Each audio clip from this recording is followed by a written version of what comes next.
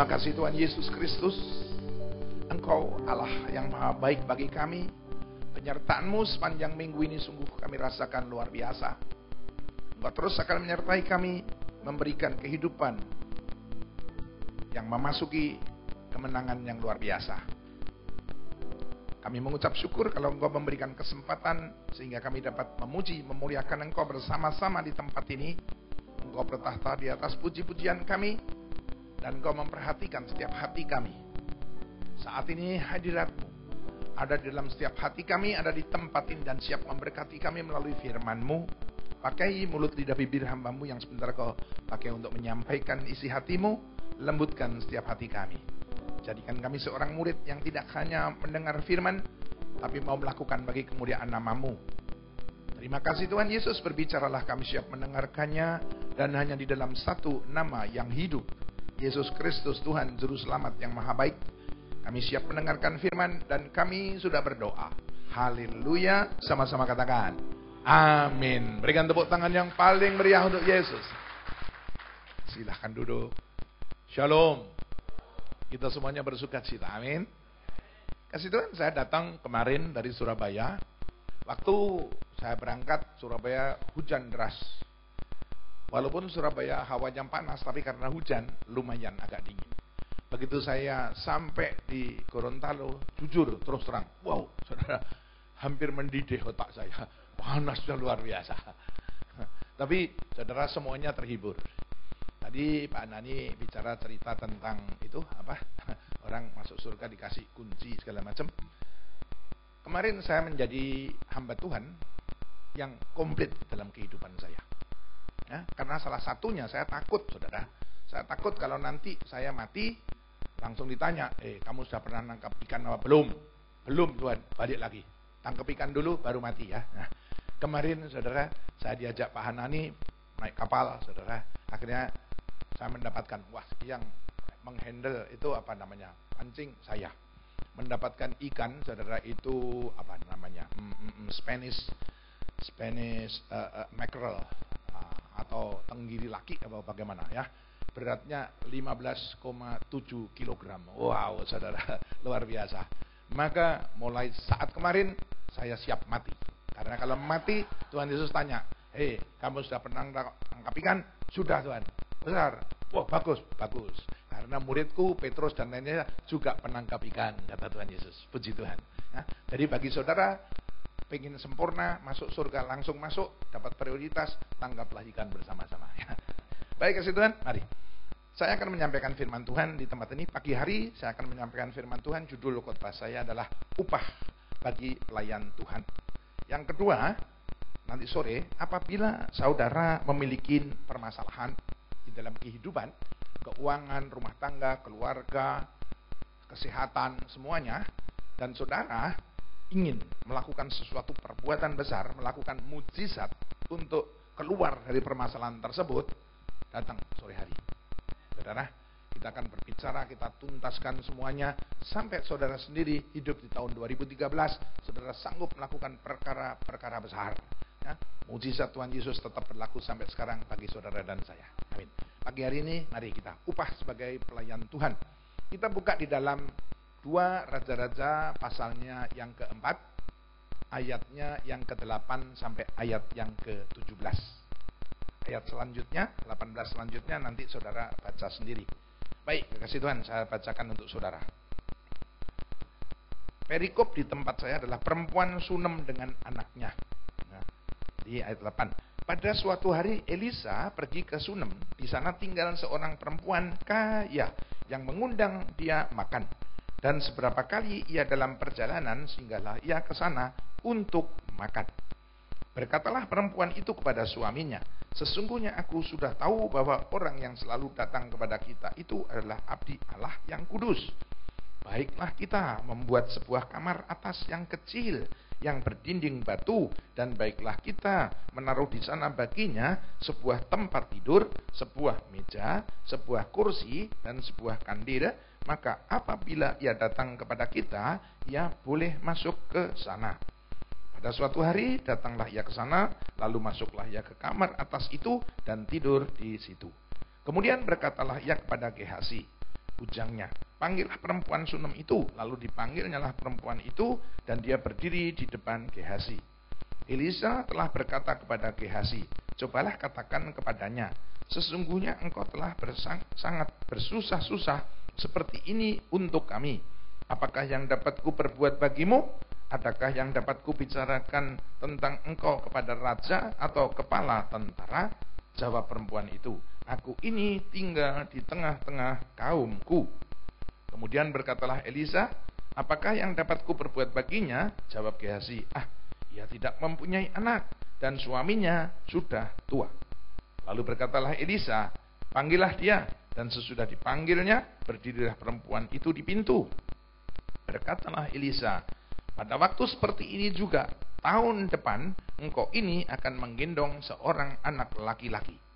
Tetapi jawab perempuan itu, janganlah Tuanku, ya abdi Allah, janganlah berdusta kepada hambamu ini. Mengandunglah perempuan itu, lalu melahirkan seorang anak laki-laki pada waktu seperti itu juga pada tahun berikutnya, seperti yang dikatakan Elisa kepadanya. Amin. Sampai di sini saja dulu. Ayat selanjutnya nanti kita bahas sama-sama. Nah, kedua, sebelum saya datang pelayanan ke satu tempat, contoh ke sini, tentu saja saya selalu berdoa. Secara khusus saya berdoa. Atau terakhir saya berdoa beberapa hari yang lalu, Tuhan berkata tentang gereja di tempat ini. Bahwa gereja di tempat ini akan mewarnai atau akan menjadi berkat ya, di tempat lain, di luar Gorontalo. Dan itu, saudara, akan berkembang sangat bagus, sangat sehat. Saya nggak tahu tempatnya di mana, tetapi yang jelas bahwa gereja ini tidak hanya berkembang di Gorontalo, tetapi tidak hanya mewarnai, akan berkembang juga di berbagai tempat. Apakah visi Gorontalo, apakah semua yang ada di Gorontalo ya dibawa ke tempat lain menjadi berkat tempat lain, itu belum didoakan lebih lanjut. Tetapi yakin dan percayalah bahwa saudara-saudara yang berhimpun bersama-sama beribadah di tempat ini akan menjadi berkat bagi tempat lain. Nah, ini penting ya. Karena untuk menjangkau tempat lain, pelayanan di tempat lain itu memerlukan orang-orang yang harus diutus juga. Maka kita berbicara pagi hari ini tentang pelayanan. Semakin banyak yang harus dilayani, juga harus ya, hubungannya juga harus kita menyediakan ya para pelayan-pelayannya. Maka di dalam kehidupan kekristenan ini, satu hal Tuhan Yesus sendiri berkata, aku turun ke muka bumi ini bukan untuk dilayani, tetapi melainkan untuk melayani. Bahkan memberikan nyawanya bagi tebusan bagi banyak orang. Sungguh luar biasa, bicara tentang pelayanan, bicara tentang pengorbanan. Dan kalau kita tahu bahwa Tuhan Yesus Kristus itu tidak hanya memanggil, memilih saudara dan saya, tetapi dia benar-benar menyelesaikan secara tuntas sampai saudara dan saya itu mendapatkan surga saat kita masih hidup di dunia ini. Jadi Tuhan Yesus Kristus tidak tanggung-tanggung. Dia melayani, hasil pelayanannya menyebabkan saudara dan saya mati di mana saja, kapan saja, dengan cara apa saja, merem di bumi, melek di surga. Artinya surga sudah menjadi bagian saudara dan saya, menjadi milik kita saat ini karena pelayanan Tuhan Yesus Kristus. Mari kita lihat atau kita bandingkan ya. Ada agama yang pemimpinnya waktu mau mati sudah masih panggil sahabat-sahabatnya. Sahabatku A, sahabatku B, tolong nanti kalau aku mati doain aku ya. Ini orang sahabatnya ini masih hidup di dunia, belum pernah mati, belum pernah lihat surga itu bagaimana, neraka itu bagaimana. Tetapi si yang mau mati ini pemimpinnya itu minta tolong ya supaya engkau mendoakan aku.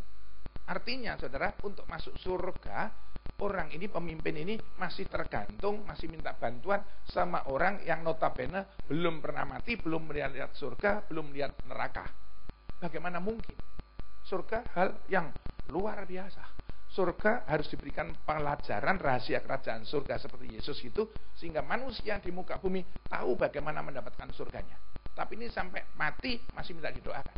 Ini artinya pemimpin ini, pemimpinnya saja belum yakin surga itu sudah kena atau belum. Saudara, ada lagi yang kedua, mirip-mirip dengan kita, dia juga tahu yang namanya Tuhan Yesus juga dia tahu ya. Tetapi dia berkata, Kalau aku mati, itu nggak langsung masuk surga, tetapi masuk di api pencucian. Ya. Jadi tolong saudara-saudaraku, anakku, ponakanku siapa, doakan saya. Ya pakai ada itunya juga gitu ya, supaya Injil Yesus gitu nanti dipotong nyucinya apa pakai rinso biar cepat bersih supaya aku segera masuk di surga. Itu juga masih minta pertolongan orang yang hidup untuk mendapatkan surga. Ini lucu saudara ya. Dan bagaimana orang yang hidup belum pernah tahu surga, belum pernah mati, bisa mendoakan orang sampai orang ini bisa masuk surga? Nggak bisa. Ya, kasih Tuhan. Ya, ini. Yang ketiga, ada di antara kita banyak. Ya, masuk Kristen yuk, nggak mau ah. Kenapa? Nanti yang kasih makan arwahnya engkong saya, ya, bapak saya, ibu, mama, siapa dong? Ya. Nanti kalau nggak ada yang kasih makan di sana kurus-kurus di sana, kehidupan sananya kurus-kurus. Ya. Makan apa? Ya apel, ya pir, ya apa segala macam gitu. Gitu ya. Coba bayangin. Orang di surga sudah katanya sudah mati ya, masih memerlukan makanan yang disediakan oleh orang. Jadi kurus atau gemuknya, sehat atau tidaknya di sana, senang atau tidaknya di sana, tergantung dari manusia yang masih hidup. Ini sangat lucu, saudara. Kuasaan mana, saudara? Ini orang manusia hidup sendiri itu, bagaimana dia sendiri mikir surganya belum tentu dapat kok, suruh doain. Ya, ada lagi yang kejawen juga seperti itu. Ya, kalau ngomong, nak ini wetone bapakmu, ya weton itu lahirnya bapakmu. Maka kamu harus ingat bapakmu senangannya itu kopi, mas kidel, panas, legi, manis dan kental. Ya.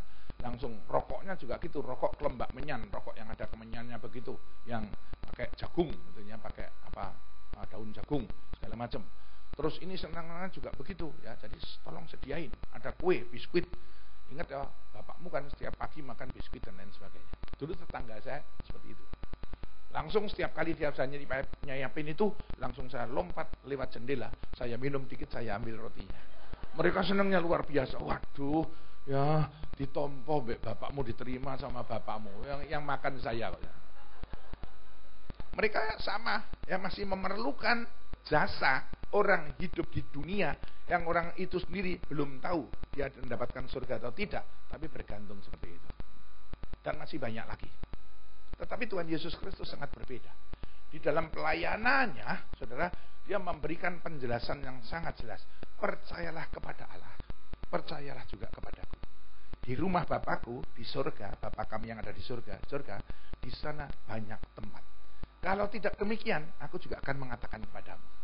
Ya. Dan aku akan pergi ke sana, menyediakan tempat bagimu, disediakan oleh Yesus. Langsung setelah aku menyediakan tempat bagimu, aku akan turun menjemput engkau, supaya di mana Bapakku berada, aku berada, engkau pun berada. Saudara. Dan dia masih tambahkan lagi, dan tidak seorang pun bisa datang kepada Bapa, masuk dalam kerajaan surga, kecuali hanya melalui aku. Akulah jalan, kebenaran, dan hidup. Wow, saudara. Langsung, saudara, Filipus tanya, Tuhan dong, tunjukkan itu dong, Bapa kepada kami sekarang. Itu berapa tahun kamu kumpul sama saya? Barang siapa melihat aku, dia sudah melihat Bapa. Karena Bapa di dalam aku di dalam Bapa, Bapa dan aku adalah satu. Maka hanya Yesuslah yang bisa memberikan penjelasan dengan detail A sampai Z tentang Bapa yang ada di surga, tentang kerajaan surga sendiri. Dan dia pernah mengatakan bahwa orang Farisi punya telinga tidak bisa mendengar, punya mata tidak bisa melihat, tetapi menginginkan sesuatu yang mereka tidak bisa dapatkan. Tetapi kepadamu, murid-murid Yesus, langsung aku berikan rahasia kerajaan surga. Amin. Maka bagi saudara dan saya, pelayanan Yesus tuntas sampai dia menyediakan tempat bagi kita semuanya, sehingga surga sudah menjadi bagian saudara dan saya. Ini luar biasa. Maka kalau kita sudah dilayani sampai sejauh dan pengorbanan yang luar biasa, dan kita tidak melayani saudara kita yang lain bicara tentang keselamatan, atau tidak melayani Tuhan Yesus Kristus yang sudah melayani lebih dulu buat saudara dan saya, maka di dalam tanda kutip bahasa dewanya itu namanya bojengli. Ya, itu bahasa Perancis, bahasa kita tidak mengerti balas budi. Nah, jadi sekali lagi Bagi orang yang sudah diselamatkan Yesus Kristus, bagi orang yang KTP-nya Kristen dan dia nyebut Kristen, semuanya harus terjun masuk di dalam pelayanan. Amin. Kasih Tuhan. Nah, pelayanan amat sangat penting dalam kehidupan kita. Kita contoh wanita tadi, saudara, wanita kaya. Wanita ini kaya, uangnya banyak, saudara.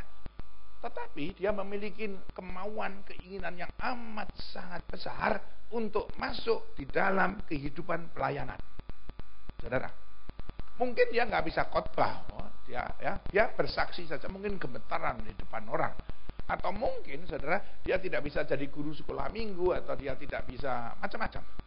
Tetapi, saudara, pelayanan itu tidak terbatas hanya kepada yang sifatnya pastoral atau urusan mimbar dan lain sebagainya. Wanita ini malah memikirkan, apa yang bisa aku lakukan ya? Ini nggak bisa, itu nggak bisa. Maka dia memulai sesuatu, pokoknya masuk di dalam pelayanan, dia memiliki kerinduan dan diwujudkan di dalam satu, yaitu apa? Melayani, memberikan makanan kepada hamba Tuhan. Ya, memberikan makanan. Seorang kaya yang dikasih makan hamba Tuhan, namanya Elisa dan Gehazi. Nggak mungkin hamba Tuhan makannya gelojoh, waduh apa-apa dimplok, sewodoknya nggak mungkin, ya, segala macam. Ya. Tetapi hamba Tuhan itu makan seperti Elisa dan lain sebagainya, itu pasti ngatur, ya. Mereka ngatur bener-bener. Nah, maka dalam tanda kutip apa yang mereka lakukan, makan mereka itu nggak yang mahal-mahal, murah atau yang biasa-biasa, normal. Bagi seorang kaya, dengan memberikan makan hamba Tuhan yang makanannya tidak gelojoh, tidak sembarangan makan, maka itu nilai, value, amount, jumlah uang yang hanya sedikit. Tuhan tidak pernah melihat jumlah uang, tetapi Tuhan melihat hati. Yang paling penting orang tersebut, wanita kaya tersebut, memiliki satu kerinduan yang besar untuk terlibat di dalam pelayanan sekecil apapun dia memulai sesuatu. Amin. Maka di sini saya mengingatkan bagi saudara dan saya yang belum terlibat di dalam pelayanan, jangan saudara cukup sebagai jemaat biasa. Tetapi semua kita harus terjun, masuk, terlibat di dalam pelayanan. Tidak sebagai penonton, tapi benar-benar sebagai pemain di dalam, ya, kerajaan Allah yang kita lakukan di dunia ini. Sekali lagi, bagi saudara yang belum melayani, mari terlibat dalam pelayanan, dan pelayanan itu banyak macamnya. Nah, contoh, sewaktu saya mulai melayani pertama kali, saya tahun 89, saya pulang dari Jerman, saya masuk jadi orang Kristen, saya nggak tahu apa yang harus saya lakukan. Boro-boro khotbah, imam dan iman saja saya nggak bisa membedakan apa itu. Ya, itu saudara, jadi nggak ngerti, betul-betul saya nggak ngerti. Ya, ini. Wah, semuanya nggak ngerti itu urapan itu apa, orang khotbah itu harus bagaimana, nggak ngerti. Ya. Jadi apa yang bisa saya berikan? Bambang Yudo, saudara, walaupun nggak bisa A, nggak bisa B, saya mempunyai kekuatan, tenaga. Layanilah Tuhan dengan kekuatanmu. Maka kekasih Tuhan, ibadah di Surabaya, waktu pertama kali di Betani, gembalanya Pak Vivit Irawadi, itu ibadahnya jam 6 pagi di sana. Maka jam 6 pagi itu kami ibadahnya di satu mall yang eskalatornya belum jalan. Sebelum jam 9 belum jalan. Jadi tempatnya di lantai 3. Maka saya pagi-pagi bangun jam 3, saudara, lalu jam 3 langsung bawa ngangkut. Pegawai saya, saudara, ada 16 pegawai saya suruh terlibat sama saya. Ayo ikut. Nah, saya nih, nggak peduli agamanya apa, pokok ikut. Kalau kamu ikut minggu sama saya, kamu pokoknya nanti dapat lembur gede. Ya, langsung. Singkat cerita, saudara, kerjaan saya apa? Ngangkatin ini, ngangkat sound system, masang-masangi segala macam, ya, masang-masang sampai tes, bisa. Saudara, kira-kira 5:30 diaken pada datang pakai jas rapi-rapi, langsung mereka kasih salam, shalom Bu, silakan datang, shalom Bu, silakan duduk, shalom Pak, bagaimana kabarnya? Bambang Yuda dari jauh keringetan. Apalagi jam 3 nggak mungkin mandi. Udah belum mandi, keringet ya segala macam. Tapi saudara begitu lihat dia akan seperti itu. Bambang Yudo di sini keringetan segala macam.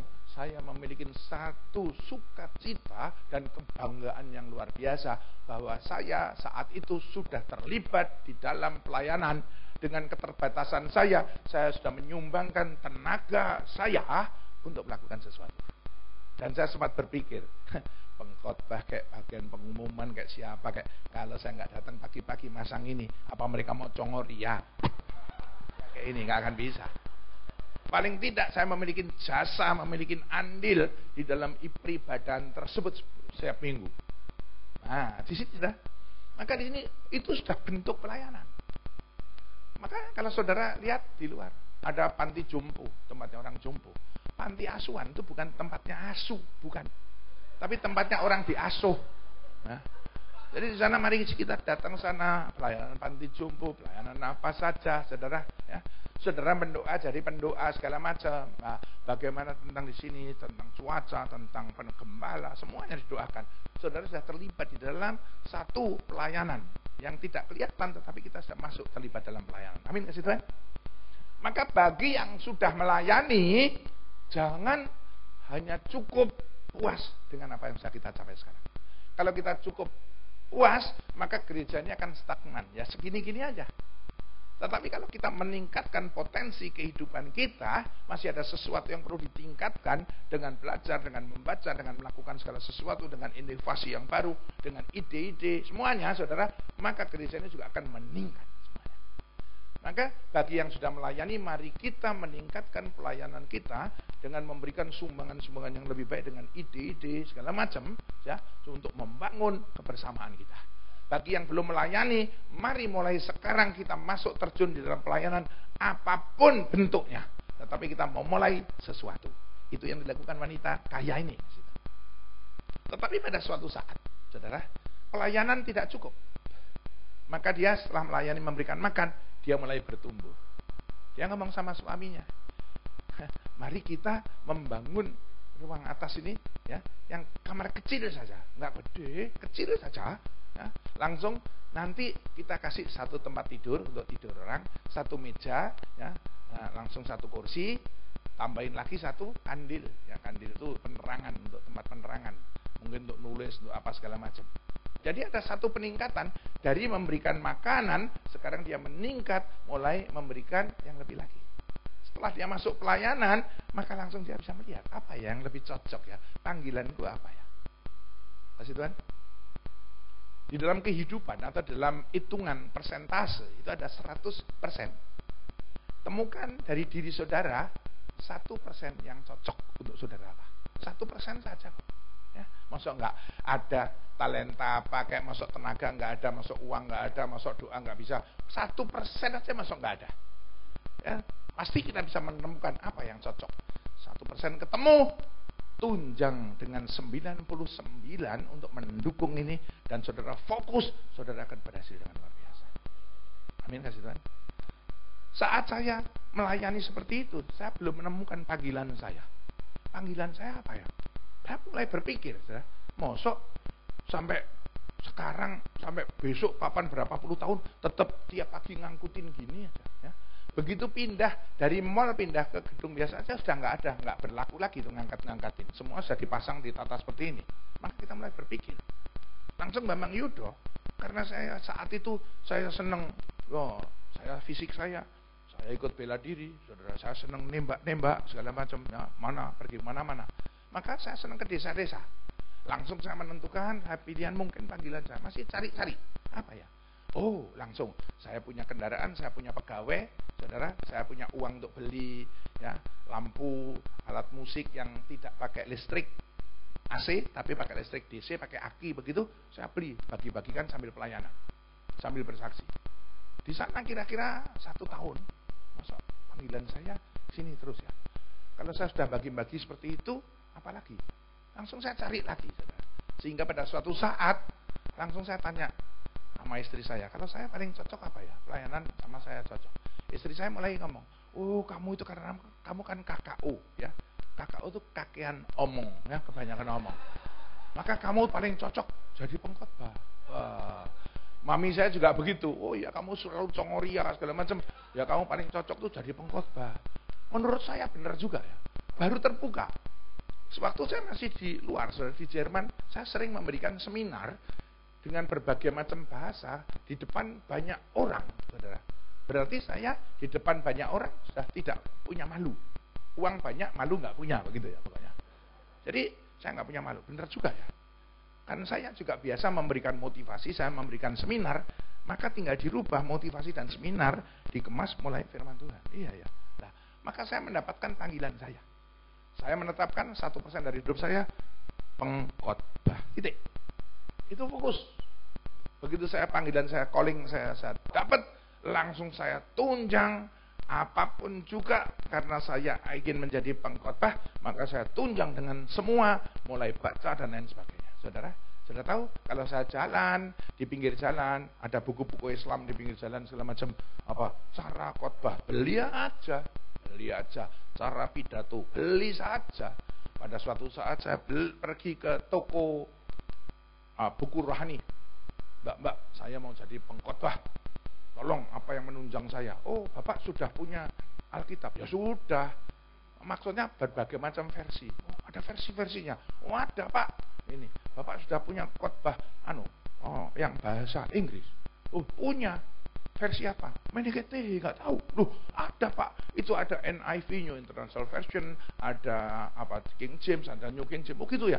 Ya sudah, ada semua. Ada Pak, ini ada. Ya sudah, beli semua. Oh iya, ya, langsung. Bapak sudah punya kamus Alkitab. Loh, ada kamusnya tuh? Ada. Ya sudah beli. Bapak sudah punya peta Alkitab. Loh, khotbah kok pakai peta? Iya, nama kalau cerita dari sini dari sana segala macam. Oh, peta. Ya sudah beli. Sudah. Bapak sudah tahu punya buku homiletik. Apa itu? Saya taunya ilikitik. Tapi karena homiletik saya nggak tahu. Iya Pak, itu ilmu khotbah.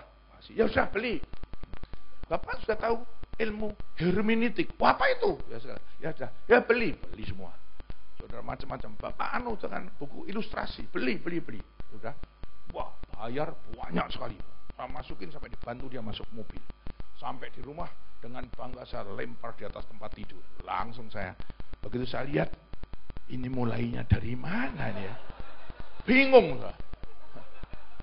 Tetapi paling tidak di situ Bambang Yudo untuk memperlengkapi, begitu saya sudah menemukan panggilan saya memperlengkapi, untuk meningkatkan pelayanan saya, harus ada penunjang-penunjang seperti ini. Singkat cerita, begitu saya tidak tenang dul supaya engkau dapat membaca, langsung saya baca pelan-pelan. Jadilah seorang Bambang Yudo pengkhotbah seperti sekarang. Dan saya, puji Tuhan,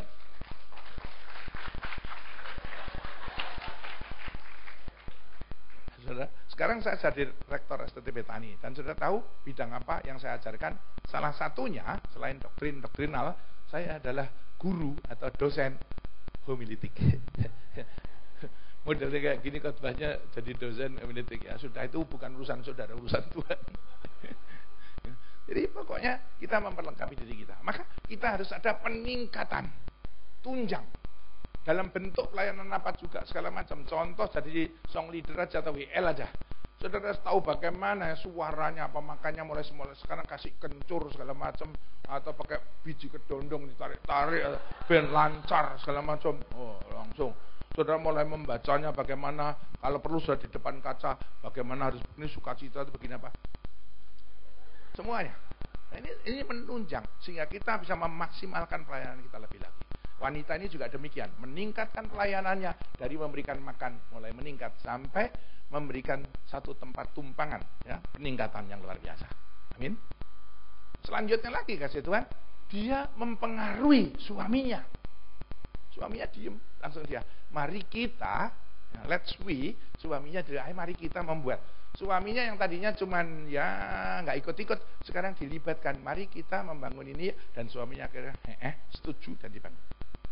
Kasih Tuhan, banyak di antara kita pelayan-pelayan Tuhan, orang-orang Kristen, sering kita di dalam kehidupan kita sering mempengaruhi orang, tapi dalam tanda kutip banyak pengaruh negatif. Ya, saya nggak suka sama Pak Hanani, langsung saya ngomong sama siapa? Sama Pak Alyong, Pak Alyong. Mana? Pak Alyong mana sekarang? Hah? Oh, di atas ya. Oh ya, ada ya. Misalnya, Pak tahu nggak? Pak Hanani bahaya Pak. Loh, Pak Hanani bahaya apa tuh? Gini. Bambang Yudo sedang mempengaruhi orang lain untuk melakukan sesuatu yang negatif demi saya ngomongin jelek orang lain.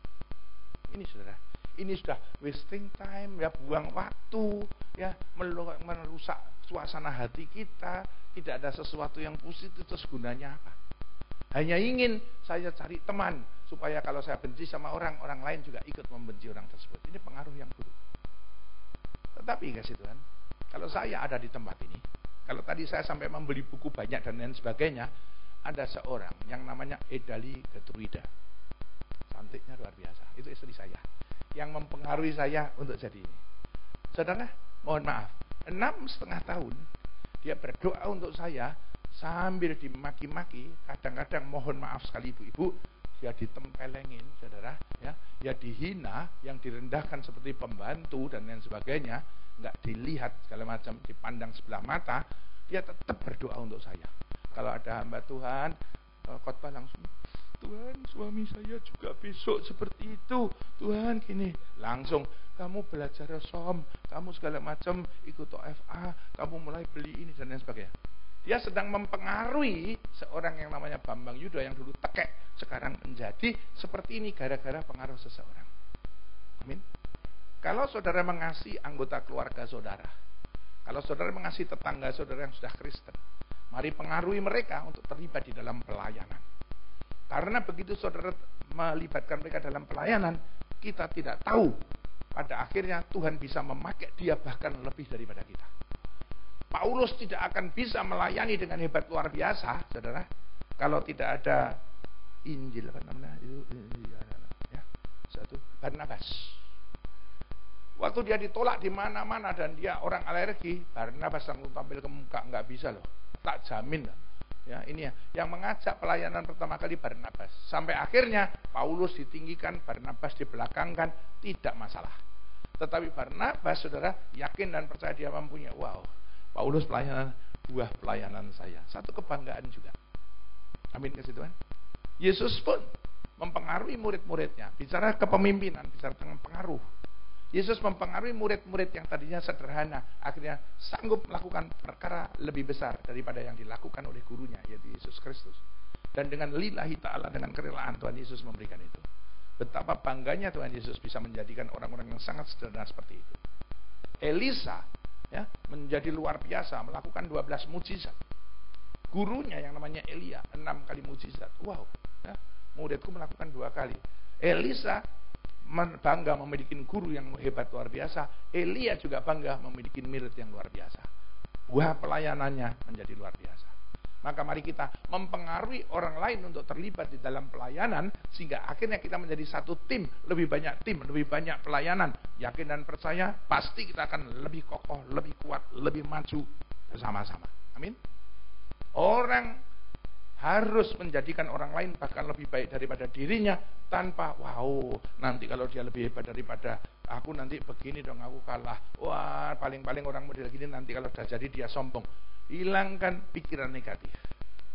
Change all the negative to positive. Hanya bilang, yakin dan percaya orang ini bisa dipakai Tuhan dengan luar biasa. Maka aku harus spend waktu saya, uang waktu saya untuk menjadikan orang ini, pengaruhi orang ini menjadi luar biasa. Amin, kasih Tuhan. Ini yang dilakukan oleh wanita tersebut. Ya. Selanjutnya, kasih Tuhan, akhirnya dengan pelayanan ini, Elisa mulai nggak enak hati.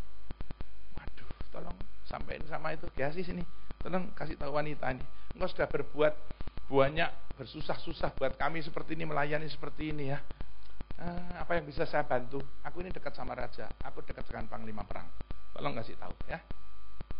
Langsung dikasih tahu. Oh enggak, saya nggak ada masalah kok ya. Aku ini tinggal di kaumku. Ya, adat orang-orang ya zaman itu, kalau dia tinggal, aku ada di kaumku, berarti dia bukan orang asing, dia bukan budak, dia bukan orang jajahan, tetapi dia adalah orang yang merdeka, memiliki status, memiliki semuanya perlindungan daripada ketua kaumnya, luar biasa. Jadi dia tidak ada masalah. Apalagi dia di situ orang kaya. Lebih tidak ada masalah lagi dalam segi finansial atau keuangan, ya, tidak ada masalah sama sekali.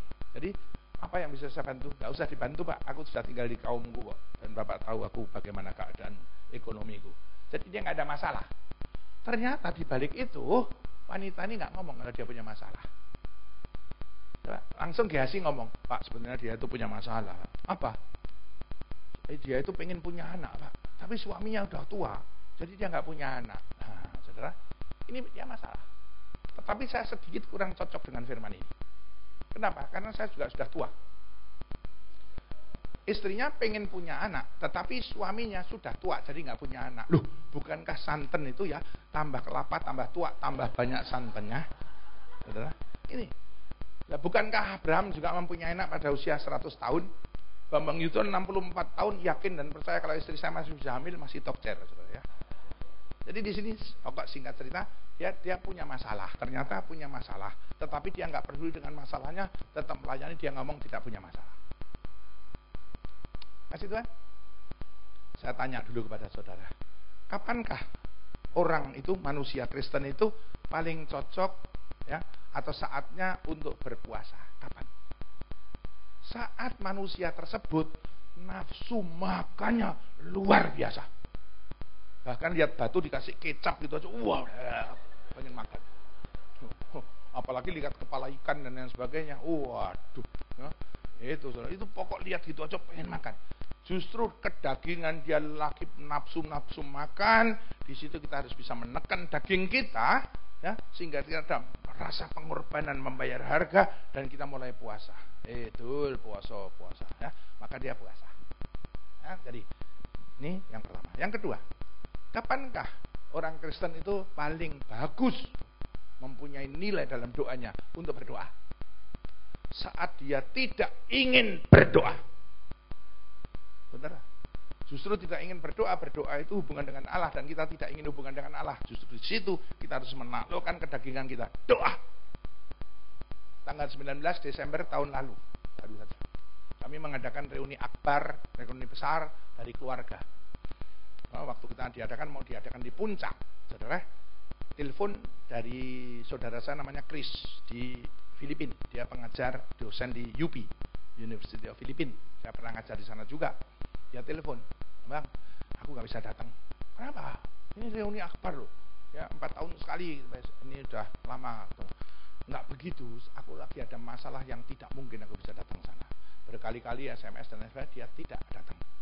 Singkat cerita, saudara, reuni diadakan. Begitu reuni diadakan, tanggal 19 itu, saudara, langsung namanya reuni. Lama nggak ketemu dengan saudara-saudara. Wah, ngobrol sampai malam. Di ruang makan, sambil ngobrol. Tahu-tahu, 1:30 ya. Ayo tidur. Mulai tidur. Saudara, begitu sudah tidur gitu, pagi-pagi jam 5 itu sudah klitik di ruang makan lagi ngobrol. Namanya ini segala ngomong. Aku tadi nggak bisa tidur, sekalian nggak bisa tidur, sudah bangun aja ngobrol. Bambang mana? Nah, rupanya saya dicari-cari, saya dengar. Langsung saya doa dulu. Tuhan, terima kasih Tuhan, Engkau sudah memberikan tidur yang nyenyak. Dalam nama Yesus yang berdoa, haleluya, amin. Langsung saya keluar. Begitu saya keluar, langsung ngobrol. Pas saya ngobrol gitu, asik. Saya lagi pegang peranan, saya lagi ngobrol, mereka ketawa-ketawa seneng. Tiba-tiba dari hati saya bilang, doa. Langsung saya tadi sudah doa apa Dul? Ngomong terima kasih Tuhan dalam nama Yesus gitu toh. Hamba Tuhan pendeta doanya cuma segitu detik, 1 detiknya berapa detik Dul ngawur doa. Saya cerita lagi, nggak ada damai sejahtera. Suruh doa terus. Ya sudah, saya taat. Saya alasan sebentar ya, saya tak belakang sebentar. Mungkin mereka nganggap saya sakit perut atau gimana, pokoknya saya masuk kamar lagi. Begitu saya masuk kamar lagi, saya di atas tempat tidur, saya mulai berdoa. Dengar, mana Bambang kok agak lama, mana segala macam ceritanya tadi belum selesai. Rasanya pengen, langsung saya doa, langsung saya doa. Begitu saya doa, saya bisa masuk sama Tuhan, masuk.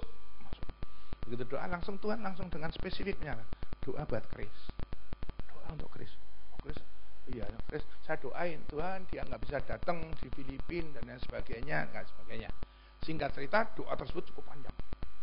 Begitu saya keluar, begitu saya buka pintu, depan itu juga buka pintu, istrinya Chris.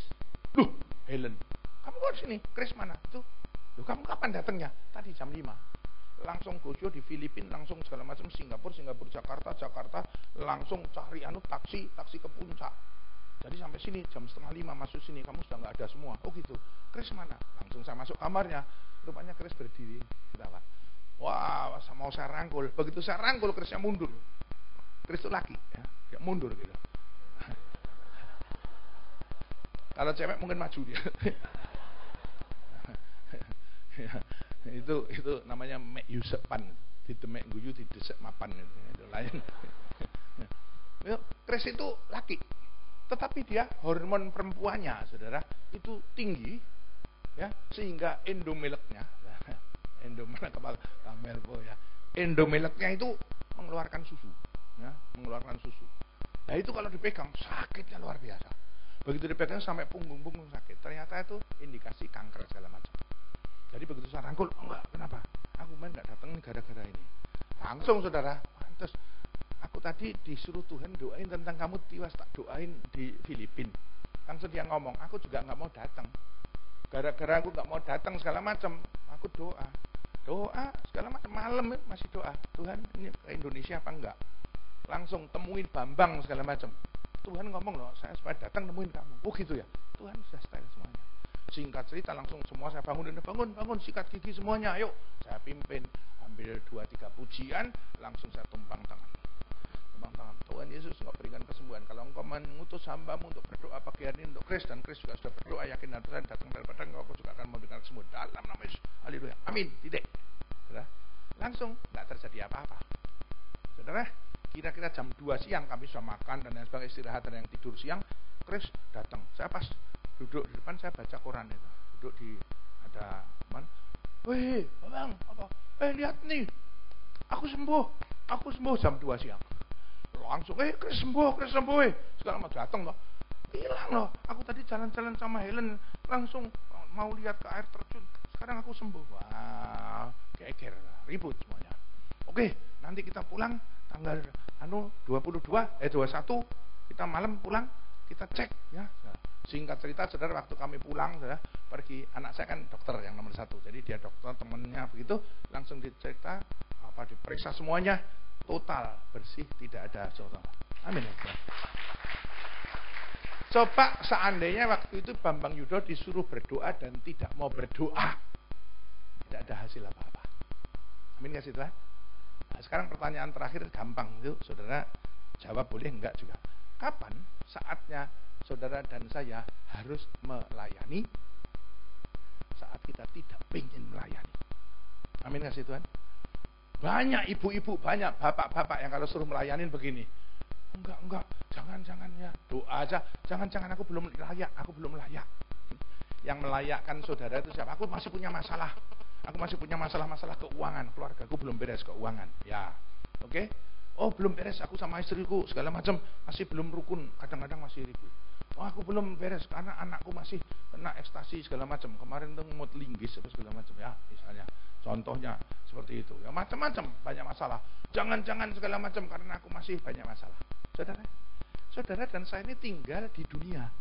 Di dunia ini tidak pernah seseorang pun lepas daripada masalah. Zaman sekarang saudara menghadapi masalah A, saudara pikir kalau sudah selesai masalah ini baru melayani, saudara akan menemui berbagai macam masalah yang lain. Sampai onta gegernya itu lurus, nggak bongkok, tetap kita akan menghadapi masalah.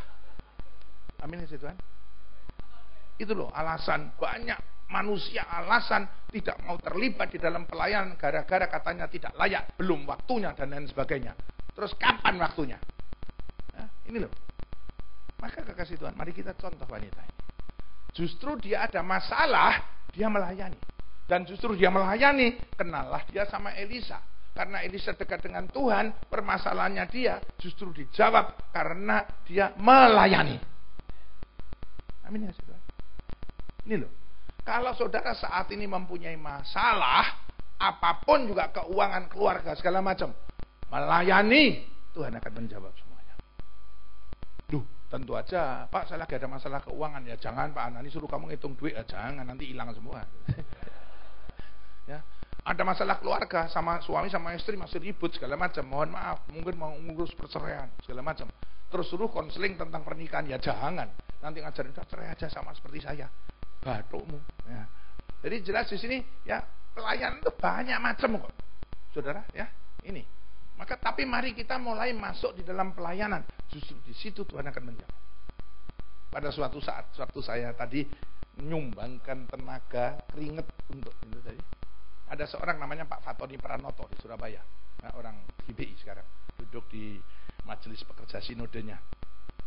Orang ini kawin, istrinya namanya Ivon, saudara, udah kawin waktu itu 4 tahun dan dia udah punya anak. Dia pengen punya anak. Langsung gembala saya ngomong gini, Pak Vivit, pengen punya anak gampang, layani aja sama Pak Bambang.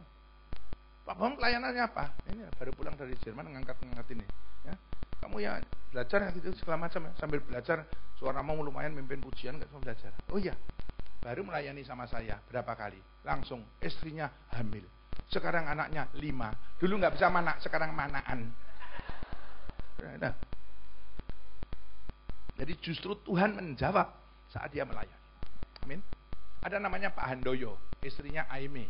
Saudara, saya itu pendeta, tapi saya ngerti orang cantik, ya, sangat ngerti. Aime itu orangnya tinggi segala macam, waduh cantik, bibirnya begini, jedil, tapi cantik, jedilnya jadi cantik sensual begitu ya. Pak Bambang kok nafsu? Enggak, cuma cerita aja ya. Dia ini saudara, Aime ini dia yang punya apotek Ciliwung di Jalan Ciliwung, Surabaya. Semua saya sebut, saudara bisa cek semuanya ya. Langsung dia pengen punya anak. Kawin 7 tahun nggak punya anak. Kenapa nggak punya anak? Pasti nggak punya anak. Karena dia ada kista di Bermudernya. Begitu diambil, onderdeelnya ikut serta ketarik apanya itu hilang. Nah, langsung suaminya juga demikian, namanya Handoyo ini. Spermanya sangat lemah dan jumlahnya sedikit. Sehingga satunya memang nggak bisa punya anak karena onderdil di dalamnya sudah diambil begitu. Handoyo begitu, jadi nggak punya anak. Tahu nggak punya anak, Handoyo ini nggak jadi baik, tambah rusak-rusakan hidupnya. Ngawur. Ngawur. Pada suatu saat dia diajak temennya namanya Agung toko emas, langsung datang ke gereja. Langsung, ini loh pengen punya anak. Pengen punya anak gampang, Pak Tony sama Pak Bambang langsung punya anak. Kamu pelayanan aja. Pelayanan apa Pak? Gini. Kamu punya apotek. Istrimu bisa ngitung duit apa enggak? Ya bisa Pak. Coba ikut terlibat dalam penghitungan uang segala macam. Oh iya Pak. Dalam waktu yang singkat, saudara. Dalam waktu yang singkat. Dari Semarang ada telepon ke Pak Lukas. Pak Lukas itu anggota jemaat. Diaken. Lukas, ini saudaraku di Semarang. Ini kecelakaan. Di Cilacap bapak ibunya meninggal. Orang ini punya 2 anak kembar. Kembar 1 laki 1 perempuan. Jadi kembar laki perempuan. Ini waktu didoain sama hamba Tuhan. Hamba Tuhannya ngomong gini. Ini terus diberikan kepada orang di Surabaya. Langsung Pak Lukasnya, loh bener lah. Saya punya teman namanya Handoyo, baru melayan, dia lagi doa untuk dapat anak segala macam. Ya udah kesini. Akhirnya pergi ke sana, proses untuk adopsi dan lain sebagainya. Bambang Yudo sangat terlibat di dalamnya. Sampai kami pergi ke Semarang, langsung ngurus semuanya, langsung membawa anak tersebut. Saudara tahu, bentuknya anak ini, saat jedil-jedilnya persis ibunya. Yang perempuan jedil, yang satunya kayak Handoyo juga alisnya turun gitu segala macam, persis. Itu kalau dia bikin sendiri jadinya seperti itu. Jadi karena persis, dan karena itu tepuk tangan tidak dilarang. Anak tersebut sekarang sudah SMA, dan sampai detik ini menurut Handoyo sama Aime, dia tidak tahu kalau dia itu anak ambil. Karena saudaranya Semarang itu nggak ada dan tidak ada yang hubungin. Jadi bentuk-bentuknya persis, langsung dijajarin. Ini Handoyo masih muda, fotonya zaman dulu hitam putih, dijajarin sama anaknya. Saya lihat, waduh persis, saudara, masih mudanya segala macamnya. Ini. Dan luar biasanya lagi apa sah? 4 tahun setelah tersebut, Aime punya anak sendiri. Coba bayangin. Dari mana? Semakin dalam melayani, semakin dalam ada masalah, dan masih banyak lagi. Ya. Kita mencukupkan waktu saja, tapi itu seperti itu. Ya. Maka kalau saudara memiliki masalah apapun juga, segera justru masuk dalam pelayanan. Insya Yesus, Tuhan akan memberikan jalan keluar dan Tuhan akan menyelesaikan semuanya. Amin. Setelah saudara melayani, tadinya punya masalah, terus saudara melayani, belum tentu masalah kita hilang. Bahkan ya, sering justru masuk Kristen, masuk dalam pelayanan, malah mendapatkan masalah yang lebih besar lagi. Ini ujian. Karena saudara dan saya adalah pelayan-pelayan Tuhan dan lain sebagainya, kasih Tuhan. Ya. Ini maka saudara serta saya selalu diuji oleh Tuhan untuk muncul dengan kualitas yang lebih baik lagi. Maka, kasih Tuhan, contoh, saya mau punya kawan namanya Pak Budi, diaken di Betani di Surabaya. Pada suatu saat saya ketemu di airport di Jakarta, langsung ketemu Pak Budi, tandanya gambang rambutnya putih semuanya gitu, tapi dia masih muda. Bang, dia loyo-loyo. Dari mana Pak? Anak saya barusan wisuda, dua-duanya di Trisakti. Lu anaknya wisuda, kemudian bapaknya kucel kayak gini, segala macam, nggak suka cita. Ya memang nggak suka cita, Pak. Saya lagi kecewa sama Tuhan. Kecewa sama Tuhan. Kenapa, Pak? Bapak Bambang kan tahu, emosi dia. Saya melayani kurang apa? Istri saya melayani, anak saya juga begitu. Tamburin, singer, segala macam. Ekonomi saya ambil dulu nggak karu-karuan. Enakan nggak ikut Tuhan dulu. Saya nyesel ikut Tuhan. Dulu saya ada nggak pernah masalah. Sekarang begitu ikut Tuhan melayani tambah nggak karu-karuan. Dulu. Saya kecewa sama Tuhan. Langsung. Itu nggak janjian. Tiba-tiba begitu naik pesawat, ternyata pesawatnya sama, duduk di sebelah saya. Maka saya maki-maki dalam nama Yesus saat itu. Terus terang saja. Ya. Anda itu kecewa sama yang membuat manusia. Kalau Tuhan mau menghancurkan kamu, dibuang ke got segala macam, dimasukin mulutnya anjing juga. Kamu kecewa sama Tuhan yang ngomong pangkatmu apa? Hah? Satu hal, kalau kamu sudah melayani dan itu ada masalah yang datang lebih besar daripada dulu, Tuhan sedang menguji Anda. Saudara sedang dapat ujian. Kalau saudara lulus dengan ujian dan berpegang kepada Allah, insya Yesus Tuhan akan meningkatkan. Tetapi kalau itu karena akibat perbuatanmu, koreksi dirimu. Jangan koreksi Allah. Oh, aku sudah koreksi diriku dan lain sebagainya. Oh, ya sudah. Oh, saya akhirnya saya maki-maki, habis-habisan langsung saya diam. Saya diam. Kira-kira saudara sudah hampir mendarat di Surabaya, langsung dia. Ya, mungkin sama Pak Bambang. Betul. Nah, Pak, saya tak ngomong ngaku sama Bapak. Ngaku, kok tadi ngaku ya. Ngelemes saja daripada ngaku. Langsung ya, iya Pak, sebetulnya iya, saya sama istri saya lagi Pak, ribut dan proses mau cerai. Batukmu, tahu gini cerita dari tadi kayak gitu kecewa sama Allah. Allah yang kecewa sama kamu dul. Kotak ndasmu sisan kapok. Saya pengen gini aja, apa cerot, jengkel. Langsung ya Pak, tolong doain saya doain. Tuhan, anakmu sudah mulai mengoreksi hatinya, mengakui bahwa ini segala macam. Tuhan koreksi, kalau dia pulihkan Tuhan. Anakmu sudah melayani dan lain sebagainya. Nggak berapa lama saya ngisi waktu itu di tempat tersebut, doa malam, langsung dia lari, Pak Bambang apa? Rangkul saya. Langsung ngomong, Pak, Bapak doain dulu aku pulih istriku, sekarang ekonomiku baik lagi. Tenang dulu. Ya memang begitu. Amin nggak sih Tuhan? Jadi ini wanita ini juga demikian. Ada masalah.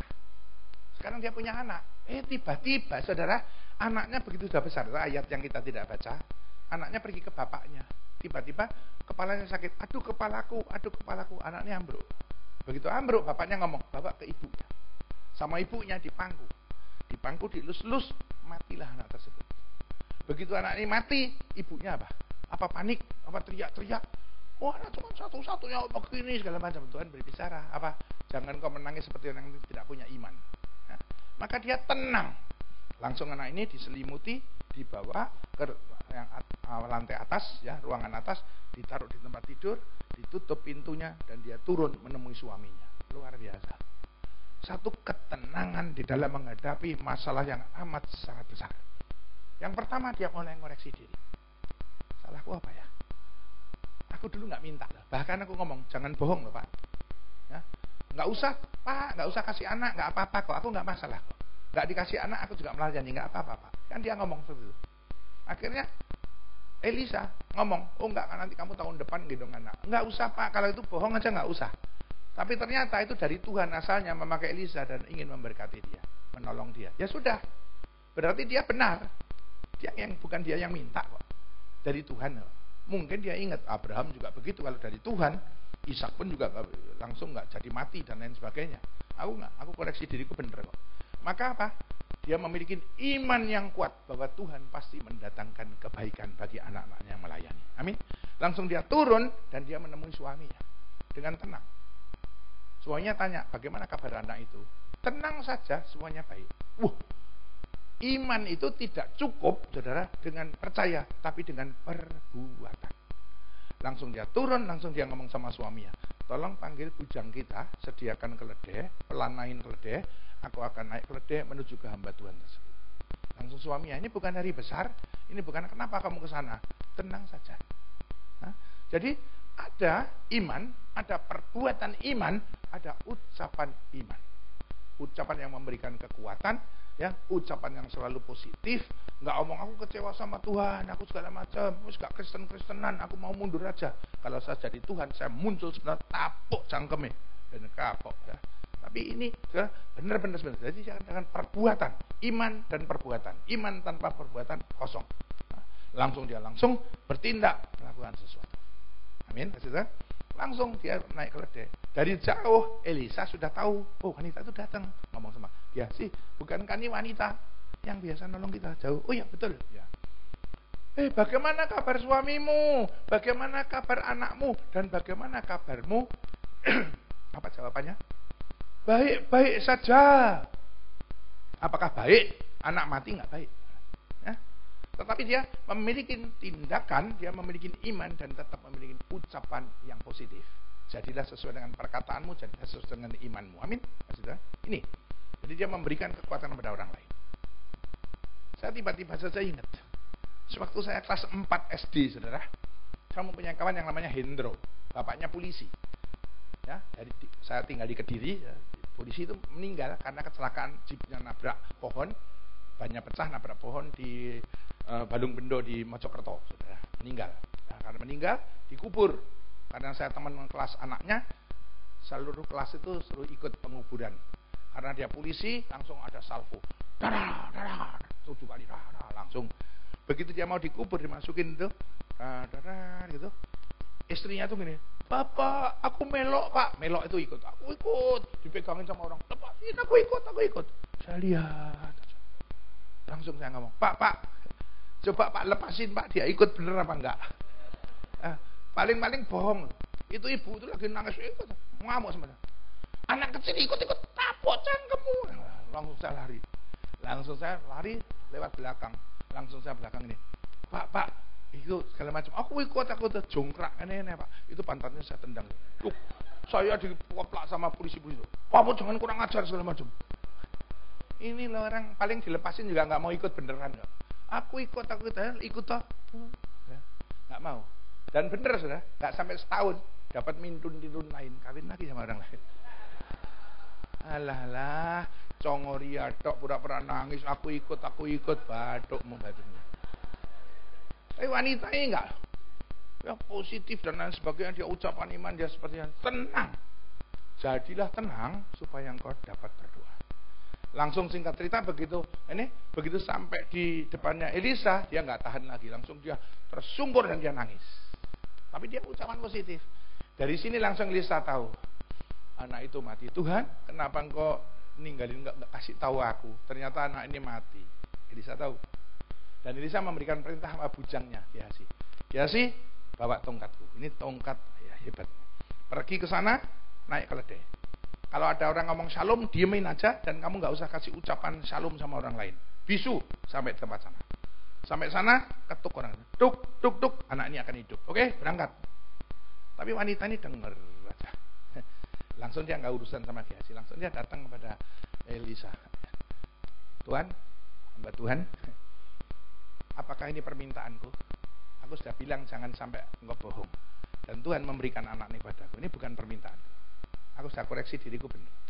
Sekarang kalau Bapak tidak ikut bersama dengan saya, karena yang Bapak yang ngomong yang dipakai Tuhan, ya, dan aku kurang benar. Aku tidak beranjak dari sini kalau Bapak tidak ikut sama saya. Akhirnya Elisa ikut, saudara. Bener. Gehazi-nya saudara, langsung anaknya tok, gak hidup. Dung, tek, gak hidup. Saudara, kasih Tuhan. Tuhan berkata, anak-anak Tuhan, minta, engkau akan diberikan. Cari, engkau akan mendapatkan. Ketuk pintu, engkau akan dibukakan. Kalau ketuk pintu nggak dibuka, ambil batu, dua. Nggak dibuka kan, ambil linggis. Kalau tidak dibuka, koreksi diri, saudara. Amin. Karena firman Tuhan nggak pernah berubah. Dia sudah koreksi dirinya, sehingga dia benar-benar minta sama ini dengan Tuhan itu bisa kita klaim. Tuhan itu benar-benar janjinya ya dan amin, dan itu bisa kita tagih kalau kita benar. Amin ya Tuhan. Langsung benar sampai sana Elisa lihat, oh dia mati ya. Tangan sama tangan, mulut sama mulut, dan langsung nih begitu Loh, kok masih belum hangat, kok masih mati lagi, tutup lagi segala macam. Langsung singkat cerita saudara, bersin 7 kali, anak tersebut hidup. Langsung diberikan kepada ibunya, tersungkur, dan ibunya memuji memuliakan Tuhan. Dia lulus di dalam ujian, masalah yang sebesar apapun dihadapi dengan mengoreksi diri, iman kepada Allah, ucapan tetap positif, terjadilah sesuai imannya, terjadilah sesuai apa yang dilakukannya. Tuhan menolong dan memberikan pelayanan yang lebih lagi. Amin gak sih Tuhan? Masih ada waktu sedikit, mungkin sudah telat tapi gak apa-apa, dalam Yesus kita bersaudara ya saudara. Sedikit saya bersaksi tentang istri saya. Pada tanggal 2 Februari tahun ini, barusan aja ya, hampir 2 bulan yang lalu, 2 Februari, istri saya meninggal dunia. Tapi hidup lagi, tenang aja ya. Pada suatu saat, singkat cerita, saya diundang untuk pergi ke pesta teman saya baik dari Sinode bagian keuangan, namanya Pak Wijaya ya. Waktu mau berangkat, tiba-tiba istri saya keringetnya sak jagung-jagung ya, saya tambahin lah, sak deli-deli lah ya. Langsung dia ngomong, yang walaupun kepala saya nggak piang, dia panggil saya yang aku nggak ikut ya. Kenapa? Dadaku sakit sekali, keringatku kok seperti ini ya. Karena saya pergi sendiri, saya nggak ngeh, saya pakai taksi gitu. Oh ya. Dan langsung saya nggak lihat istri saya tuh bagaimana keadaannya. Saya nggak separah itu, saya pikir dia suaranya lemah. Aku tak berangkat, langsung saya siapin mobil saya, saudara. Jaguar tahun 1932, warnanya hijau, ya kecil, untuk satu orang dok, mobil sport zaman dulu ya. Langsung saya pakai itu. Singkat cerita sampai di Shangri-La, di tempat hotel tersebut, penuhnya luar biasa. Dan mobil parkirnya harus di valet, di setir orang lain masuk sana. Begitu yang bagian valet lihat mobil saya, Pak ini persnelingnya bagaimana? Lupa ini setirnya kok kiri, Pak ini begitu terlalu. Saya nggak berani Pak, nanti nyerempet nih harganya mahal. Bapak valet sendiri aja, Bapak parkir sendiri. Saya masuk ke daerah valet, rupanya di sana sudah penuh, kejebak. Itu ramai sekali. Maju nggak bisa, mundur nggak bisa.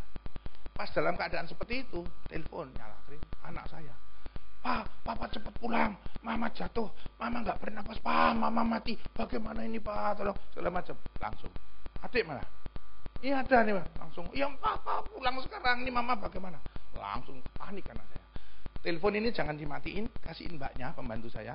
Kamu sekarang langsung. Mama di mana? Di atas Pak. Di depan kamar. Ambruk. Langsung kamu bawa, gendong dengan cepat. Pelan-pelan, hati-hati, masuk mobil, langsung bawa ke mitra keluarga, rumah sakit terdekat sama saya. Ketemu beberapa dokter, saya sebut dokter A, dokter Pujiono, dokter Agus, dokter Hansandra, segala macam ya. Salah satu yang tugas apa, kasih tahu kamu anaknya Papa, masuk. Singkat cerita, saudara, langsung saya panik. Terus terang aja, saudara. Kalau saudara punya istri atau suami dalam keadaan seperti itu, anak sudah teriak-teriak, mati Pak, nggak ada denyutnya Pak, bagaimana? Saudara bisa tenang apa enggak? Terus terang aja. Saya nggak bisa tenang bro. Waduh, langsung saya, mas, saya mau pergi nih, penting nih, gimana? Saya mau mundur gimana? Yang jawab itu bagian valet seenaknya gini. Ya keadaannya seperti ini, mau keluar segala macam, mobilnya kecil ya Bapak angkat aja. Itu darah sampai di sini. Ini saya paling gampang serot cingurnya. Oh panas sudah. Ngomong seenaknya, langsung sampai tiba-tiba Tuhan, tenang dulu, jadi tenang. Tenang gimana Tuhan? Tenang. Jadilah tenang supaya dapat berdoa. Langsung ya udah tunduk sama Tuhan. Saya masuk mobil lagi. Langsung Tuhan, kalau memang mati biar mati gak apa-apa. Karena itu enggak, paling lebih duluan saya masuk surga segala macam. Sudah, saya tenang. Begitu saya amin, langsung saya cari jalan. Polisi lalu lintas 2. Ya, bagian itu segala macam. Pak, mungkin dia diceritain, Bapak mau keluar ya? Iya Pak, istri saya masuk gini-gini ya. Sini ya Pak. Diangkat aja. Langsung masih dalam sebentar Pak. Nggak usah Pak. Langsung 8 orang. Oh 1, 2, 3. Gubrok. 1, 2, brok. Langsung. Sudah Pak, silakan. Langsung saya berjalan.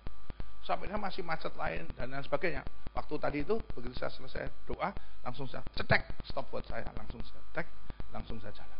Sampai sana agak macet, sampai di rumah sakit anak saya sudah sandaran di ICU, kakinya dua-duanya. Papa, Mama gimana Pak? Itu suaranya itu tuh mati Pak. Segala macam langsung tenang. Nggak bisa tenang. Langsung pemimpin itu adalah payung.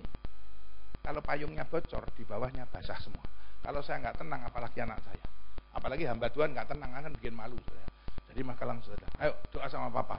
Langsung Berdiri aja, anak laki-laki saya lemes semua langsung. Ayo doa, tenang. Iya Pak, ya. Tuhan, singkat cerita berikan ketenangan. Nah, tangan saya satu angkat ini. Angkat. Ini saya ngomong apa adanya. Begitu saya doa seperti ini, tangan saya ini rasanya, ini bukan sebagai pedoman ya.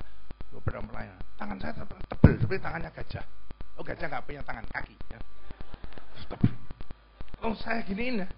Saya giniin seperti ada selaputnya, kayak bebek. Jadi kok ada bebek. Saya lihat, nggak apa-apa. Ini pasti Tuhan mau ya. Langsung sudah saya kosongkan diri saya sepenuhnya. Tuhan, bukan aku lagi, tapi Engkau yang dalam hidupku. Hambamu kalau ada salah, ampuni, koreksi diri dengan cepat, karena jadikan namamu tenang. Begitu keadaan seperti itu, saya langsung mau masuk, mau buka ruangan ICU. Pas saya mau buka, susternya pas mau keluar, buru-buru begitu. Buru-buru begitu buka, itu dokternya pas jantungnya itu di istri saya gitu. Jedok, kayak setrika, dok, langsung, dok, jedok. Langsung saya masuk. Duh, Pak, sebentar Pak. Oh, suster, saya mau masuk. Gak bisa Bapak, ini bagaimana, ini ICU Pak. Bapak siapa? Suaminya. Langsung saya masuk. Dokternya mak gini, susternya mau ngomong juga gak berani. Gimana? Dok, langsung. Ya dokternya seperti ini. Langsung. Duh, Bapak ini gimana? Ini tanggung jawab kami. Tolong keluar ya. Bapak ini siapa? Saya suaminya. Langsung saya. Singkat cerita pas mau dia di setel lagi, mau digituin, langsung saya ngomong, dalam nama Yesus aku perintahkan kau bangun. Wah, dadanya saya gitu, dok, bangun. Begitu bangun, lu, dokternya bilang, lu Pak Bambang Yudo ya? Dari tadi dul. Mungkin dia dari depan nggak kenalin saya, begitu dari samping. Pak Bambang Yudo ya? Langsung, iya. Oh ini istrinya Pak, iya. Oh nggak tahu segala macam. Dokter Agus mana? Lagi dalam perjalanan macet Pak. Iya. Waduh, langsung suster. Tolong ya ya. Ini pendeta. Wah kalau sudah gini, ya mujizat Pak. Karena singkat cerita dokter Agus datang. Gimana? Oh Pak Bambang gimana? Cerita antara dokter sama dokter. Wow. Napas buatan, anak saya udah lihat sih pakai napas buatan, pakai ini nggak bangun sama sekali.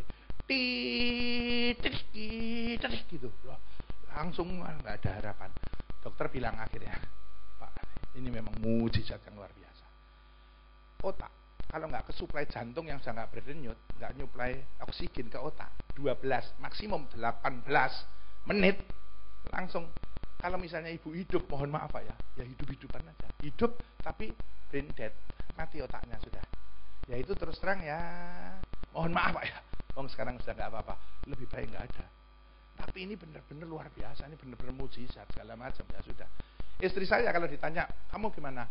Waktu itu aku langsung tiba-tiba aku langsung mencet handphonenya anak-anak itu, saya pinjat yang apa call speed dial, langsung dia ambruk, taunya langsung dia di awan-awan segala macam.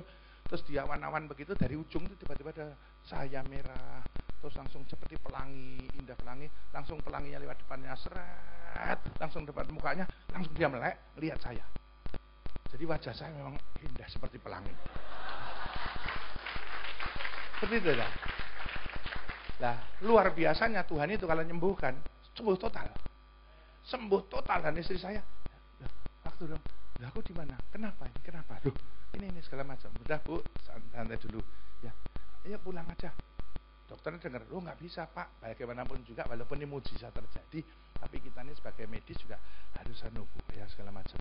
Aku nggak apa-apa, saya bilang, ayo pulang. Akhirnya saya ngabisiin, udah untuk ngayem-ngayemi untuk nyenengin dokternya, nggak apa-apa lah, di sini aja. Itu hari Sabtu, langsung masuk Sabtu sudah, langsung aku kok lapar, ayo keluar makan sama saya di kantinnya rumah sakit itu, langsung makan naik lagi. Besoknya saudara, harusnya saya ngisi di Batam, saya ngisi di Tidar, ikut kebaktian sama saya. Habis itu kebaktian langsung pulang lagi, langsung makan lagi, pergi di Gresik segala macam. Ya, langsung sampai hari Selasa tuh ya makannya di luar segala macam, cuma tidur itu segala macam. 4 hari kemudian nganterin anak saya pergi ke Melbourne, berapa hari kemudian pulang dari Melbourne langsung pergi ke Balikpapan, saudara, seperti itu. Sembuh walafiat bin kuat sampai detik ini. Pertanyaan saya cuma satu bagi saudara dan saya. Kenapa Tuhan menghidupkan istri saya? Kira-kira jawabannya apa?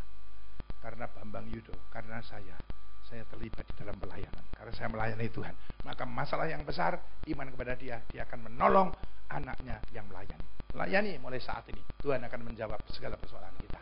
Kita tundukkan kepala, kita berdoa. Bapak, kami mengucap syukur hamba-Mu selesai berbicara. Roh-Mu terus memeteraikan ini dan terus mengembangkan firman ini sehingga anak-anak-Mu menyadari betapa pentingnya hidup melayani.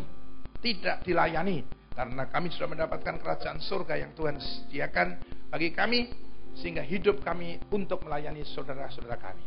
Yakin dan percaya apabila kami melayani, upah yang besar menantikan. Segala permasalahan kami, Engkau mengetahui dan Engkau akan memberikan jawaban, jalan keluar di dalam segala permasalahan. Justru kepada anak-anakmu yang saat ini mempunyai masalah, melayani di dalam berbagai bentuk pelayanan, maka Tuhan akan menjawab masing-masing. Semua permasalahannya akan selesai. Terpuji nama Allah yang Maha Kuasa, dan hanya dalam satu nama yang hidup, Yesus Kristus Tuhan Juru Selamat. Kami sudah mendengarkan pesan-Mu, kami sudah berdoa. Haleluya. Semua sama-sama katakan amin. Tuhan memberkati.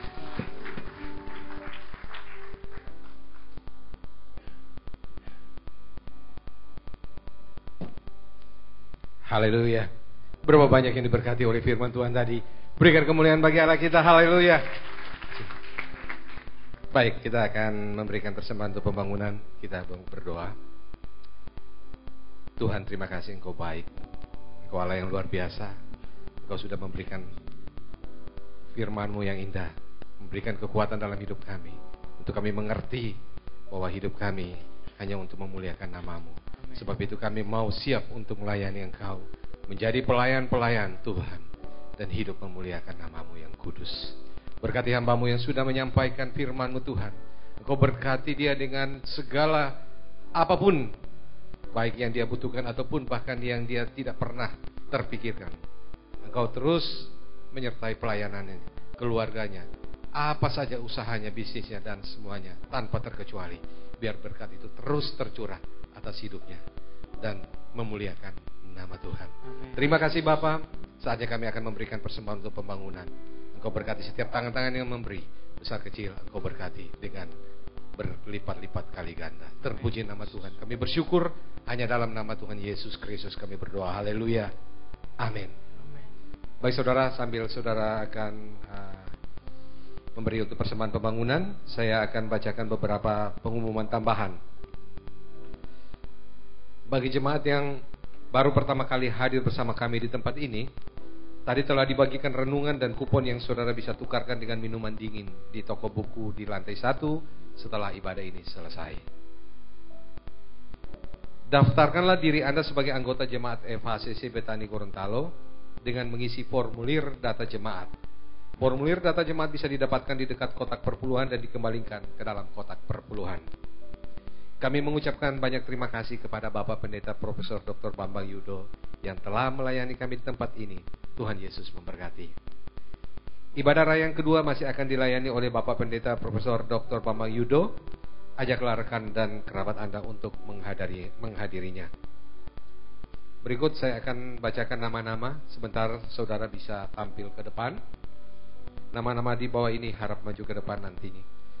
Yang pertama Pendeta Rahel Tansil, Weol Santoso, Rike Ervina Tumeu, Roberto A. Uda, Jerry Panget, Aci Lau, Olimpia Rungkat, Aicin, Arianti Awan, Bewindi Epafras Harjo, Alan Ratak, Yao Le Yen, Eliston Hasugian, Gideon Sugiri, Marlina Amelda Rangian, Angria F. Kotambunan, Sieni Aprilia Sugiri, Fitri Aprila, Rian Sasmita, Silvana Kamoli, Richard Geku, Anali, Arianti Kristianti Nelwan, Wilfried BP Damanik, Hilda Hontong, Alvino Dailen, Agnes Jin Liando, Lina Tiasan, Tengko Wolok, Lani Li, Claudia Kajaluji, Peki BL Sakul, dan Stanley Windarta. Demikian pengumuman.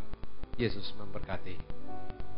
Happy birthday, happy birthday. Mari maju ke depan. Happy birthday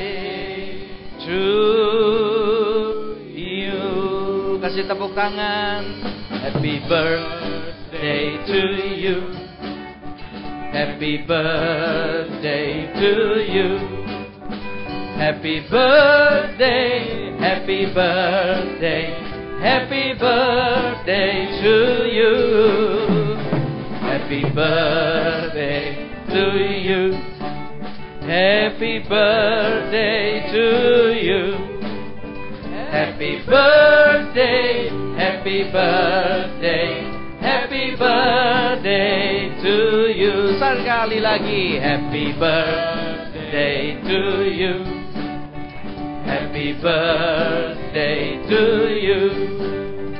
Happy birthday, happy birthday, happy birthday to you. Happy birthday to you. Happy birthday to you. Happy birthday, happy birthday, happy birthday to you. Sekali lagi. Happy birthday to you. Happy birthday to you. Happy birthday, happy birthday, happy birthday to you.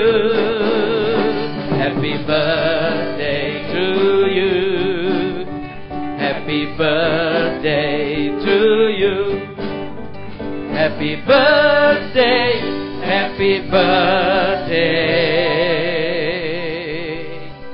Happy birthday to you. Amin. Mari saudara angkat tangan saudara ke depan. Haleluya. Yang di depan mari berdoa. Bapa di surga, ini adalah bulan di mana kami berulang tahun. Kami percaya ini adalah hidup yang baru buat kami. Dan kami akan diberkati lebih lagi. Ada berkat yang baru yang Tuhan siapkan dalam hidup kami. Ada kekuatan, ada hal yang baru, ada hidup yang melayani, hati yang melayani, ada tubuh yang melayani, yang akan membaharui seluruh kehidupan kami. Dan kami menjadi anak-anak-Mu yang sebenarnya. Perlindungan yang teguh daripada Allah Bapa, berkat yang melimpah tercurah dalam kehidupan. Di dalam nama Yesus. Semua yang terima bersama saya katakan, tiup lilinnya, tiup, haleluya. Sekarang juga, sekarang. Amin.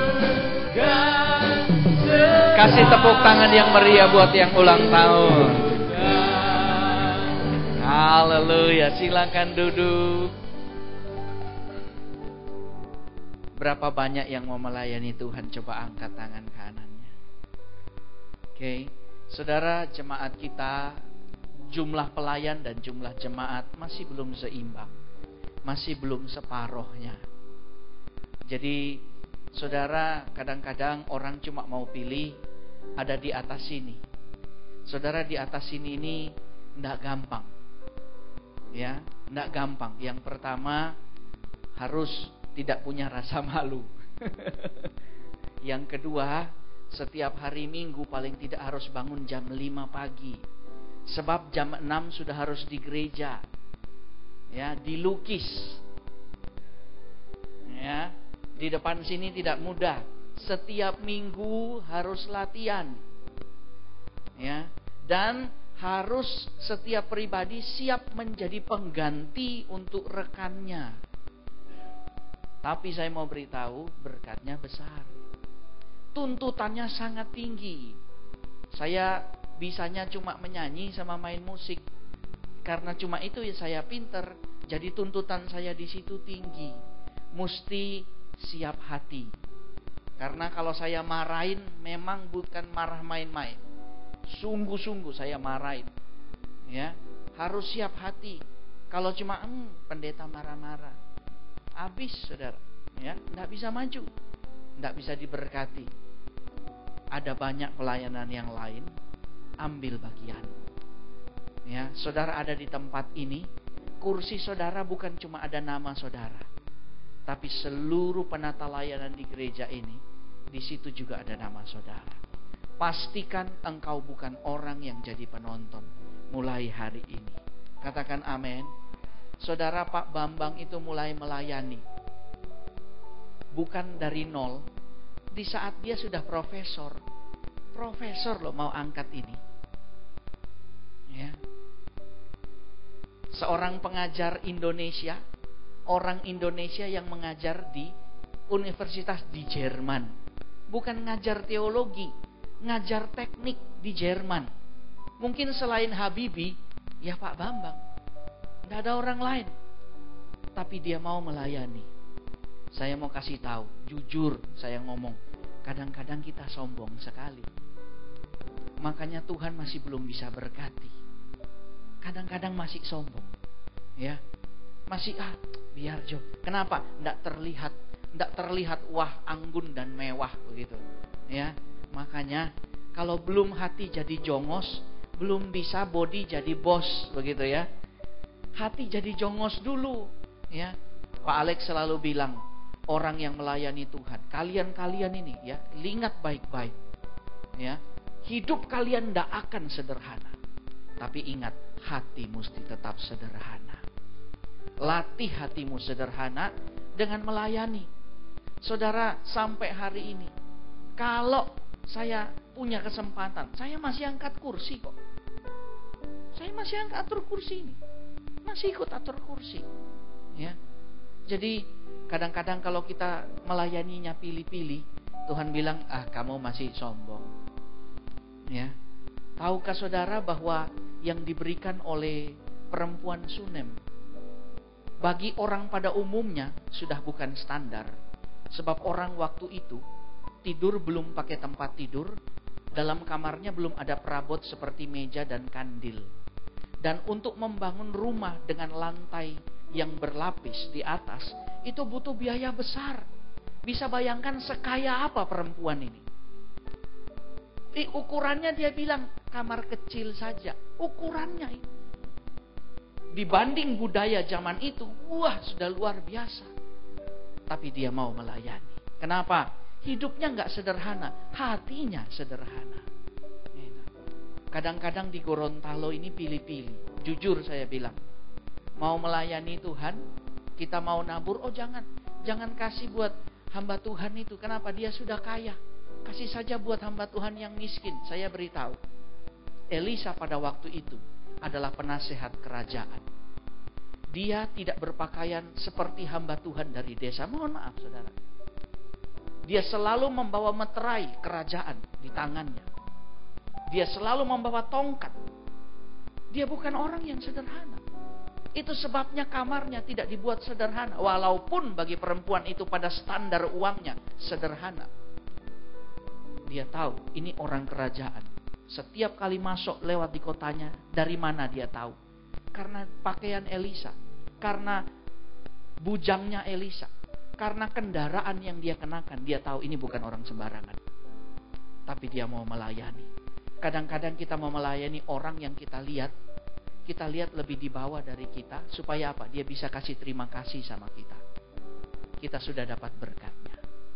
Tapi kalau kita layani orang yang kita tahu, kita hampir tidak mungkin dapat terima kasih dari dia. Malah Tuhan yang akan terima kasih sama kita. Mari rubah paradigma kita. Ya, banyak orang di sini bilang, jangan, nanti ini saudara kehilangan berkatnya. Ya, 7 tahun yang lalu ketika Pak Alex mengajar, saya shock dengan ajaran itu. Dia kunci dengan kata begini, bless me and my Lord will bless you. Tahukah saudara, berkati aku dan Tuhan berkati kamu. Saya tidak minta uang saudara, tapi kalau pola pikir saudara berubah, saudara akan melayani dengan cara yang berbeda. Saya tidak kekurangan. Saya baru masuk rumah yang baru. Saya tidak kekurangan. Ya, tidak kekurangan. Saya tidak minta uang saudara, tapi saya memberikan kebenaran kepada saudara. Orang yang miskin aja yang nah.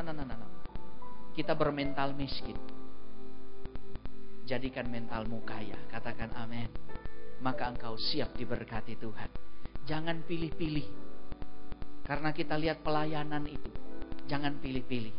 Karena kita lihat orang, maka kita pilih-pilih, jangan pilih-pilih. Kalau kita mengasihi orang miskin, maka kita pun melayani orang yang tidak terlihat miskin. Berkatnya sama. Katakan amin. Berkatnya sama. Sama orang miskin, karena kalau kita layani supaya dia bisa hormat sama kita, oh kamu baik, wah ini orang dermawan, kita sudah dapat berkatnya. Kalau kita layani orang yang tidak mungkin dilayani, begitu banyak pembantunya di rumah. Kalau kita juga layani dia dengan baik, apa berkatnya? Tuhan yang kasih berkatnya. Ya, jadi hatinya yang sederhana, itu yang Tuhan mau. Sebab Tuhan pun punya hati yang sederhana. Dia mau kita punya hati yang sederhana. Jadilah seperti perempuan Sunem. Katakan amin. Kalau hatimu sederhana, kamu tidak macam-macam sama Tuhan. Ya, kalau hati nggak sederhana, kita selalu macam-macam sama Tuhan. Kalau hati sederhana, berkat Tuhan itu dekat, tidak jauh-jauh. Sumber itu tidak putus, dia mengalir. Katakan amin. Jadi kalau saudara melayani Tuhan, awali dengan kesederhanaan hati. Kalau perempuan Sunem itu dulu, saudara punya contoh hari ini Pak Bambang. Sudah profesor, masih mau pikul alat musik. Coba. Tidak cuma pikul, ngeset. Ya. Semua orang sudah datang, dia belum ganti baju. Kenapa? Karena baru kelar. Ada rasa, mungkin kadang-kadang dianggap sepele. Kadang-kadang mungkin, saya ini kan profesor. Nah, berlatih jadi sederhana. Katakan amin. Karena itulah hati Tuhan Yesus. Itulah kerendahan hati. Katakan amin. Mari bangkit berdiri bersama-sama. Haleluya. Kita buka tangan kita mau berdoa. Yang penuh Roh Kudus, mari sembah dalam bahasa roh.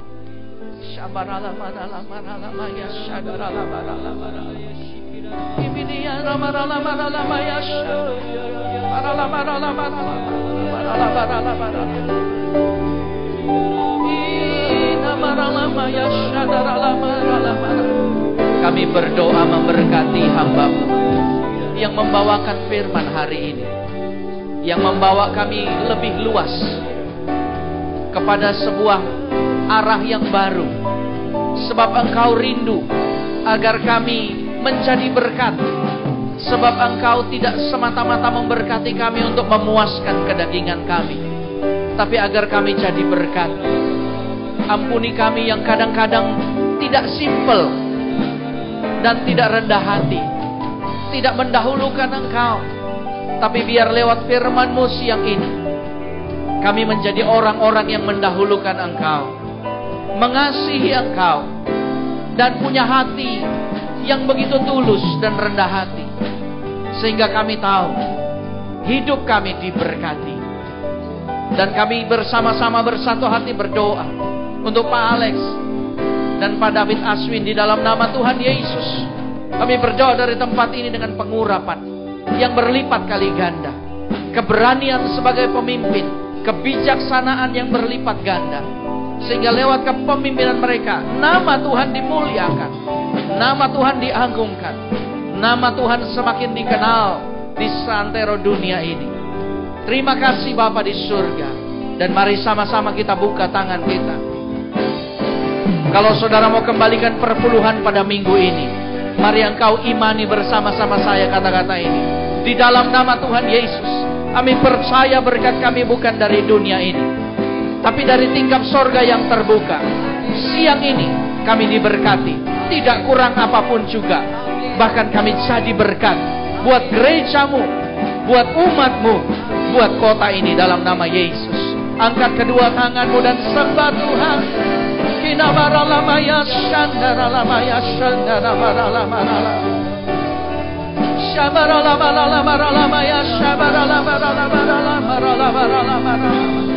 Diberkatilah engkau waktu engkau masuk dan waktu engkau keluar. Allah, kita melihat kepadamu melimpahkan sejahtera dalam segala waktu. Dia memberkati lumbung yang disiapkan bagi hidupmu, diisinya melimpah-limpah dengan hasilnya. Dia memberkati kedua belah tanganmu yang terbuka terangkat untuk dia, sehingga apa saja yang kau kerjakan berhasil dalam nama Yesus. Biar berkat ini tercurah mulai siang ini sampai Maranatha Tuhan datang kembali.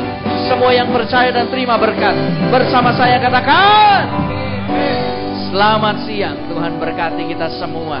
Sampai jumpa lagi.